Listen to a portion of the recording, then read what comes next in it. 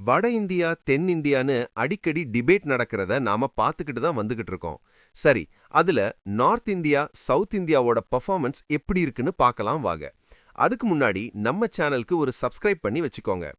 வட மாநிலங்களாக ஜம்மு காஷ்மீர், இமாச்சல பிரதேசம், ஹரியானா, பஞ்சாப், உத்தரகாண்ட், உத்தரப்பிரதேசம் மற்றும் ராஜஸ்தான சொல்றாங்க. தென்னிந்திய மாநிலங்களாக தமிழ்நாடு, கேரளா, கர்நாடகா, ஆந்திரா, தெலங்கானா ஆகியவை வருகின்றன. சவுத் இந்தியன் பாப்புலேஷன் 20% ஆகவும் அதன் ஜிடிபி 31.50%ஆகவும் உள்ளது.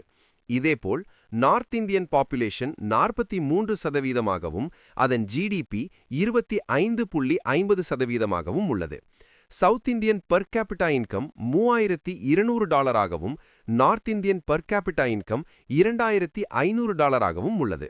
இதேபோல் சவுத் இந்தியன் லிட்ரசி ரேட் 83%ஆகவும் நார்த் இந்தியன் லிட்ரசி ரேட் 69.90%ஆகவும் உள்ளது.